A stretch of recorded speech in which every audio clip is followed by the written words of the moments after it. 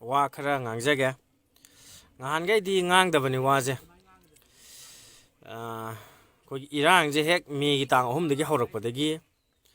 ꯏꯔꯥꯡꯁꯦ ꯑꯩꯈꯣꯏꯒꯤ ꯑꯗꯨꯝ ꯇꯧꯋꯦ ꯍꯥꯏꯇꯥꯔꯦ ꯏꯔꯥꯡꯁꯦ ꯇꯧꯕꯅ ꯃꯔꯝ ꯑꯣꯏꯔꯀꯥꯟꯁꯤꯗ ꯑꯩꯈꯣꯏꯒꯤ ꯃꯌꯥꯝ ꯑꯋꯥꯕ ꯃꯌꯥꯝ ꯊꯦꯡꯅꯔꯦ ꯑꯗꯣ ꯍꯧꯖꯤꯛ ꯇꯧꯅꯔꯤꯕ ꯏꯔꯥꯡꯁꯤꯅ ꯀꯃꯥꯏꯅ ꯇꯧꯒꯦ ꯍꯥꯏꯔꯀꯥꯟꯗ ꯐꯣꯇꯣ ꯈꯔ ꯚꯤꯗꯤꯑꯣ ꯈꯔ ꯊꯥꯒꯠꯂꯒ ꯑꯩꯈꯣꯏ ꯃꯇꯦꯡ ꯄꯥꯡꯕꯒꯤ ꯀꯩꯅꯣꯁꯦ ꯌꯥꯝ ꯀꯩꯁꯨ ꯀꯥꯏꯗꯦ ꯁꯤ ꯑꯩꯈꯣꯏꯒꯤ ꯑꯋꯥꯠ ꯑꯄꯥꯗꯣ ꯄꯥꯡꯕꯤꯌꯣ ꯈꯣꯠꯄꯤꯌꯣ ꯍꯥꯏꯕ ꯀꯩꯁꯨ ꯀꯥꯏꯗꯦ ꯑꯗꯨꯕꯨ ꯑꯩꯈꯣꯏꯒꯤ ꯃꯦꯗꯤꯌꯥꯗ ꯊꯣꯛꯇꯕ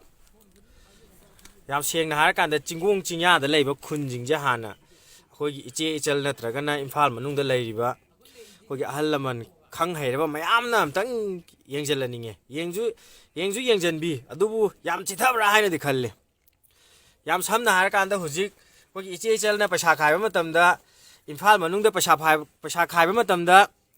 ꯂꯨꯄꯥ ꯂꯥꯛ 1, ꯂꯥꯛ 2, ꯂꯥꯛ 3 50K ꯍꯧꯔꯒ ꯑꯗꯨꯝ ꯇꯥꯏꯌꯦꯕ ꯄꯩꯁꯥꯁꯦ ꯈꯥꯏꯕꯗ ꯑꯩꯁꯨ ꯍꯪꯖꯕꯗ ꯑꯗꯨꯕꯨ ꯑꯩꯈꯣꯏꯒꯤ ꯆꯤꯡꯌꯥ ꯇꯝꯌꯥꯗ ꯂꯩꯔꯤꯕ ꯏꯆꯦ ꯏꯆꯜꯁꯤꯡꯁꯤꯅ ꯈꯥꯏꯕ ꯃꯇꯝꯗꯗꯤ ꯂꯨꯄꯥ 5,000, ꯂꯨꯄꯥ 10,000 ꯌꯥꯝꯃꯦ ꯍꯥꯏꯇꯥꯔꯦ ꯂꯨꯄꯥ 10,000 ꯑꯩꯈꯣꯏ ꯁ꯭ꯋꯥꯏꯗ ꯆꯤꯡꯒꯣꯡ ꯆꯤꯡꯌꯥꯗ ꯃꯇꯦꯡ ꯄꯥꯡꯁꯤꯅ ꯀꯔꯤꯅꯣꯕ 5,000, 10,000 ꯍꯧꯖꯤꯛ ꯑꯩꯈꯣꯏꯗ ꯃꯇꯦꯡ ꯄꯥꯡꯗꯣꯏꯁꯦ ꯀꯔꯤꯅꯣꯕ ꯆꯤꯡꯒꯣꯡ ꯆꯤꯡꯌꯥꯗ ꯂꯩꯕꯁꯤꯡꯁꯦ ꯍꯧꯖꯤꯛ ꯌꯥꯝ ꯁꯦꯡꯅ ꯍꯥꯏꯔꯀꯥꯟꯗ ꯄꯩꯁꯥ ꯑꯆꯧꯕ ꯄꯥꯡꯉꯤꯁꯦ ꯑꯗꯨꯝ ꯑꯩꯈꯣꯏꯒꯤ ꯐꯦꯁꯕꯨꯛꯇ ꯈꯇꯪ ꯎꯕ ꯃꯦꯗꯤꯌꯥꯗ ꯈꯇꯪ ꯎꯕ ꯑꯗꯨ ꯈꯇꯪꯗ ꯅꯠꯇꯦꯕ ꯃꯇꯦꯡ ꯄꯥꯡꯕꯤꯌꯣ ꯍꯥꯏꯔꯤꯁꯦ ꯑꯩꯈꯣꯏꯁꯨ ꯄꯨꯡꯊꯥ ꯊꯥꯒꯠꯂꯒ ꯉꯔꯥꯡ ꯅꯍꯥꯟ ꯑꯃ ꯊꯦꯡꯅꯖꯩ ꯉꯔꯥꯡ ꯑꯃ ꯑꯩꯈꯣꯏ ꯕꯪꯀꯔ ꯁꯥꯔꯤꯅꯦꯅ ꯑꯩꯈꯣꯏꯒꯤ ꯕꯪꯀꯔ ꯑꯩꯈꯣꯏ ꯁꯤꯗ ꯁꯥꯔꯤꯁꯦ ꯑꯩꯈꯣꯏ ꯏꯁꯥꯅ ꯁꯥꯖꯕ ꯑꯩꯈꯣꯏꯒꯤ ꯈꯨꯟ ꯂꯩꯀꯥꯏꯅ ꯁꯥꯖꯕ ꯕꯪꯀꯔꯅꯦꯕ ꯁꯤꯗ ꯎꯔꯤꯁꯤꯡꯁꯦ ꯑꯗꯣ ꯕꯪꯀꯔꯒꯤ ꯐꯣꯇꯣ ꯑꯃ ꯊꯥꯒꯠꯂꯦ ꯕꯪꯀꯔ ꯁꯥꯕꯒꯤ ꯑꯩꯈꯣꯏꯒꯤ ꯆꯦꯔꯪꯅ ꯀꯨꯞꯄ ꯑꯃ ꯊꯥꯒꯠꯂꯦ ꯑꯗꯨꯒ ꯆꯔꯨ ꯈꯔ ꯊꯝꯃꯒ ꯃꯇꯦꯡ ꯄꯥꯡꯕꯤꯌꯣ ꯑꯗꯨ ꯀꯩ ꯍꯥꯏꯅꯤꯡꯉꯤꯅꯣꯕ ꯑꯩꯈꯣꯏꯒꯤ ꯕꯪꯀꯔ ꯁꯥꯕꯁꯤꯕꯨ ꯐꯦꯁꯕꯨꯛꯇ ꯊꯥꯒꯠꯂꯒ ꯕꯪꯀꯔ ꯁꯥꯕꯁꯦ ꯏꯁꯥꯅ ꯂꯩꯀꯥꯏꯗ ꯂꯩꯕ ꯑꯗꯨꯅ ꯇꯧꯔꯒ ꯕꯣꯔꯥ ꯈꯔꯗ ꯍꯥꯜꯂꯒ ꯁꯥꯕꯗꯨꯁꯨ ꯐꯦꯁꯕꯨꯛꯇ ꯊꯥꯒꯠꯂꯒ ꯃꯇꯦꯡ ꯄꯥꯡꯕꯤꯌꯣ ꯄꯩꯁꯥ ꯈꯤꯇ ꯍꯥꯞꯄꯤꯌꯣꯅ ꯑꯗꯨꯗꯤ ꯈꯔ ꯐꯣꯇꯣ ꯈꯔ ꯊꯥꯒꯠꯂꯒ ꯍꯦꯛꯇ ꯄꯩꯁꯥꯁꯦ ꯄꯥꯡꯕꯤꯌꯣꯅ ꯄꯪꯍꯥꯏꯗ ꯍꯥꯏꯅꯕꯒꯤ ꯏꯁꯇꯥꯏꯜ ꯑꯃꯁꯨ ꯑꯗꯨꯁꯨ ꯇꯧꯕꯤꯒꯅꯨ ꯑꯩꯈꯣꯏꯒꯤ ꯇꯧꯕ ꯌꯥꯕ ꯊꯕꯛꯇꯨꯗꯤ ꯇꯧꯕꯤꯌꯣꯕ ꯍꯣꯏ ꯇꯉꯥꯏꯐꯗꯕ ꯗ꯭ꯔꯦꯁꯅꯆꯤꯡꯕ ꯑꯗꯨ ꯑꯗꯥ ꯃꯌꯥꯝ ꯀꯩꯁꯨ ꯀꯥꯏꯗꯦ ꯉꯁꯤꯗꯒꯤꯅ ꯊꯥ 9 ꯍꯦꯟꯖꯜꯂꯛꯑꯕꯅꯤ ꯂꯥꯟꯁꯦ ꯊꯥ 9 ꯍꯦꯟꯖꯜꯂꯛꯄꯁꯤꯗ ꯑꯩꯈꯣꯏꯁꯨ ꯏꯁꯥꯃꯛ ꯑꯩ ꯁꯤꯅꯥꯝ ꯍꯥꯏꯔꯤꯕ ꯈꯨꯟꯗꯨꯗꯒꯤꯅꯤ ꯄꯥꯡꯒꯩꯔꯣꯝꯗꯒꯤ ꯆꯠꯂ ꯂꯩꯕ ꯉꯔꯥꯡ ꯅꯍꯥꯟꯗꯁꯨ ꯃꯣꯏ ꯑꯦꯝꯕꯨꯁ ꯇꯧꯔꯛꯄꯗ ꯁꯣꯛꯇꯅ ꯅꯣꯡꯃꯩ ꯄꯥꯟꯗꯅ ꯃꯌꯥꯝ ꯑꯃ ꯇꯧꯔꯦ ꯁꯤꯕꯨꯛꯇ ꯑꯩꯈꯣꯏ ꯊꯥꯒꯠꯇꯦꯕ ꯁꯤ ꯅꯣꯡꯃꯩ ꯄꯥꯜꯂꯤꯕ ꯈꯣꯠꯂꯤꯕꯁꯦ ꯀꯌꯥ ꯀꯟꯅ ꯐꯦꯁꯕꯨꯛꯇ ꯚꯥꯏꯔꯦꯜ ꯑꯣꯏꯗꯦꯕ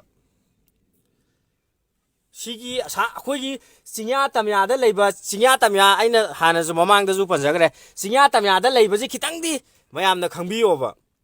ꯍꯧꯖꯤꯛ ꯍꯥꯏꯔꯨꯔꯒ ꯑꯩꯁꯨ ꯈꯪꯅ ꯆꯥꯟꯅꯕ ꯃꯌꯥꯝ ꯂꯩ ꯑꯩꯁꯨ ꯖꯦꯅꯤꯝꯁꯇ ꯐꯥꯔꯃꯥꯁꯤ ꯐꯝꯃꯒ ꯂꯩꯖꯕꯅꯦ ꯍꯧꯖꯤꯛ ꯐꯥꯔꯃꯥꯁꯤ ꯆꯠꯇꯦ ꯑꯗꯣ ꯐꯥꯔꯃꯥꯁꯤ ꯏꯃꯥꯟꯅꯕ ꯃꯌꯥꯝ ꯂꯩ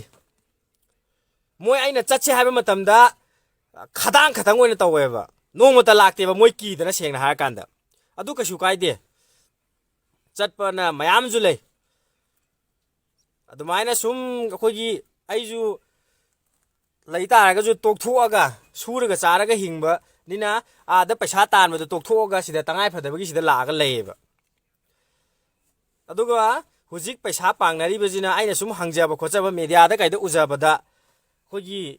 ꯃꯦꯗꯤꯌꯥꯗ ꯊꯣꯛꯄ ꯏꯆꯤꯜ ꯏꯅꯥꯎꯗꯅ ꯍꯦꯟꯅ ꯃꯇꯦꯡꯁꯦ ꯄꯥꯡꯕꯒꯤ ꯇꯥꯏꯞꯇ ꯇꯧꯋꯦꯕ ꯑꯩꯈꯣꯏꯒꯤ ꯉꯁꯤ ꯈꯨꯡꯒꯪꯗ ꯂꯩꯕ BPF ꯍꯥꯏꯅ ꯂꯩ ꯚꯤꯂꯦꯖ ꯄ꯭ꯔꯣꯇꯦꯛꯁꯟ ꯐꯣꯔꯁ ꯍꯥꯏꯅ ꯑꯩꯈꯣꯏꯒꯤ ꯑꯣꯖꯥꯁꯤꯡꯅ ꯇꯥꯛꯄꯤ ꯇꯝꯕꯤꯔꯒ ꯊꯛꯁꯤ ꯈꯥꯁꯤ ꯑꯃꯗꯤ ꯀꯃꯥꯏꯅ ꯆꯠꯀꯅꯤ ꯑꯍꯜ ꯂꯃꯟꯗ ꯑꯩꯈꯣꯏ ꯐꯖꯅ ꯑꯗꯨꯒꯤ ꯑꯣꯖꯥꯁꯤꯡꯅ ꯇꯥꯛꯄꯤ ꯇꯝꯕꯤꯔꯒ ꯑꯩꯈꯣꯏ ꯇꯧꯋꯦꯕ ꯀꯦꯝ ꯂꯩꯔꯒ ꯇꯧꯕꯅꯦ ꯍꯥꯏꯗꯤ ꯌꯥꯝ ꯁꯦꯡꯅ ꯍꯥꯏꯔꯀꯥꯟꯗ ꯇ꯭ꯔꯦꯅꯤꯡ ꯇꯧꯕ ꯍꯥꯏꯇꯥꯔꯦ ꯑꯗꯣ ꯇ꯭ꯔꯦꯅꯤꯡ ꯇꯧꯕꯗ ꯉꯁꯤꯐꯥꯎ ꯃꯅꯨꯡꯗ ꯁꯦꯜꯒꯤ ꯃꯇꯦꯡꯁꯦ ꯂꯥꯛꯇꯦ ꯍꯥꯏꯇꯥꯔꯦ ꯍꯣꯏ ꯂꯥꯛꯄꯨꯗꯤ ꯂꯥꯛꯑꯦ ꯈꯪꯕꯤꯕ ꯈꯔ ꯂꯥꯛꯄ ꯍꯥꯏꯇꯥꯔꯦ ꯂꯥꯛꯄꯁꯦ ꯑꯩꯈꯣꯏꯅ ꯏꯟꯚꯥꯏꯠ ꯇꯧꯖꯔꯨꯕ ꯈꯔ ꯑꯩꯈꯣꯏꯒꯤ ꯑꯣꯖꯥꯁꯤꯡ ꯑꯍꯜ ꯂꯃꯟꯁꯤꯡꯅ ꯈꯔ ꯈꯖꯤꯛ ꯈꯛꯇꯅꯤ ꯀꯩꯁꯨ ꯌꯥꯝꯅ ꯑꯗꯨꯗ ꯇꯧꯕ ꯅꯠꯇꯦ ꯑꯗꯨꯒ ꯑꯩꯈꯣꯏꯒꯤ ꯍꯧꯖꯤꯛꯁꯤꯅ ꯇꯧꯔꯤꯁꯤꯅ ꯃꯦꯗꯤꯌꯥꯗ ꯈꯔ ꯊꯣꯛꯑꯅꯤ ꯋꯥ ꯈꯔ ꯉꯥꯡꯉꯅꯤ ꯋꯥꯈꯔ ꯉꯥꯡꯕꯗꯒꯤꯗꯤ ꯑꯩꯈꯣꯏ ꯑꯗꯨ ꯇꯧꯑꯣꯅ ꯃꯌꯥꯝ ꯑꯗꯨ ꯂꯨꯄꯥ ꯂꯥꯛ ꯑꯗꯨ ꯌꯧꯔꯦ ꯁꯤꯗ ꯃꯇꯦꯡ ꯄꯥꯡꯉꯦ ꯐꯣꯟꯗ ꯑꯣꯏꯔꯦ ꯁꯤꯗ ꯇꯧꯔꯦ ꯑꯩꯈꯣꯏꯅ ꯎꯖꯔꯤꯕꯁꯤꯡꯁꯦ ꯑꯅꯝꯕ ꯃꯇꯝꯗ ꯑꯩꯈꯣꯏꯒꯤ ꯐꯣꯟꯗ ꯊꯣꯛꯄꯗꯨ ꯉꯥꯛꯇꯗ ꯃꯇꯦꯡꯁꯦ ꯑꯣꯏꯅ ꯇꯧꯅꯕꯒꯤ ꯇꯥꯏꯞ ꯑꯃ ꯑꯩꯈꯣꯏꯒꯤ ꯁꯤꯒꯤ ꯆꯠꯅꯕꯤꯁꯤ ꯑꯣꯏꯅ ꯇꯧꯔꯦꯕ ꯄꯩꯁꯥꯁꯦ ꯑꯩꯈꯣꯏꯅ ꯄꯥꯡꯕꯤꯌꯨ ꯍꯥꯏꯕ ꯅꯠꯇꯦ ꯑꯩꯈꯣꯏꯁꯨ ꯆꯤꯡꯒꯣꯡ ꯆꯤꯡꯌꯥꯗ ꯂꯩꯕꯁꯤꯡꯁꯤꯗ ꯂꯥꯛꯑꯒ yengbiyoba akhoi chingong chingya da leiba si kamaina lei imphal manungi nataba imphal manungi tokro yam sengna har kanda nongmai ma khona ma tabada ima ibel nupi angang hoji tumbam ta yana bana teba ado akhoi si asamna waba jaga jaga da khitang chatlaga media da thagat paduju yawi yawdabdi nate adubu anambana akoina ujaba matamda yam ware haitare sengna har kanda hojikche any kainoma photo am thagalaga ju heta gpay gi code hapaga heta mateng pangbiyo na tangai phadaba dudi kashu kaide khongup segai ma ju thagalaga mateng pangbiyo akhoi ju kaimta leiba nate akhoi isana puthokcharaga isana tawjaba ngaktaneba kanago mimta mateng lakteba adubu leiriji kuki ga tainana leirini kuki ne mathakta lerega bom amu kapthak nomai amu kaptharak akhoi gi punsi je sigumba ai khatana tana akhoi gi lekai ji khatana tana chingong chingya da leiriba anambana mateng je kya phangde hai tare jaga jaga je phangi phangtaraga ju yam wana phangba hai tare adubu media da thokpada media da uba khatang da mateng tawba nataba akhoi gi nusi jaraba ichile naw singna mateng pangba matam da su jaga jaga du da chatlaga natraga na chingong du da chatlaga kari wali kari tawri do khitang hadi khangjan biyo hai tare yengjan biyo khitang yengjan biyo hai tare tasengna har kanda pangai rom dagi laani pangai rom da koi chingong chingya da leiba lam khara le yamna koi gi khudong thiba timing hai tanjaw ai bai tare kuki na mathakta leraga adu bom khara kaptharak nongmai khara kaptharak ahing je tum song phangandaba hojik ai khange imphal la normal oi je ai ju imphal la leje bara da leraga ai pesa tan jabane ba pesa tan jaba ji da kamai lege har kanda wari saba matamda loina mak haijaba de nate khara makhai di pura normal da ni hingi je pura normal condition da du aina sumaina akoi sida sumai tawi ha kanda moi lao sunya ya deba lao di yam yadre anambana chatpasu mayam chatli yadabana din namme ba normal life tane ba paisa nungti gi hujik paisa tali moi paisa sumaina tawi loina anambana tawi dubu akoi chingong chingya da leiriba ching mathakta ka khatlaga leijariba akoi di sida aina hujik leiji dubu karai dai paisa tan doino ba khoje akoi ju mi ne ba paisa taninge ba akoi ju mateng du phangningi ne ba ada kitang yengjan biyo na IC har ka matang ida losan jage wa wafam khara tham jage madudi akhoi gi mateng pang matam da koi chingong chingya da leiba chilenaw sing khun ngak pasing natraga na chingong da leiba khunja hai tare chingong da leiba khunja jing je adum loina mak adum yawe hai tare khunje nga hai tare chingong da khoi chingong da leiba khoi naha sing sidi 100 ta 99% 100 ta 100 adum tawdaba yadaba adum tawjeba ado mateng je khoi mateng gi matang da laaga di yam watle mateng je hawbadagi na loibuk se mateng amta phangde kai gino har kanda face social media da thagataba ado hujik tawnari jina khoi ichel sing na mateng pangda ju social media da uba khakche na khul ngak pane habajidi wakhalon da kitang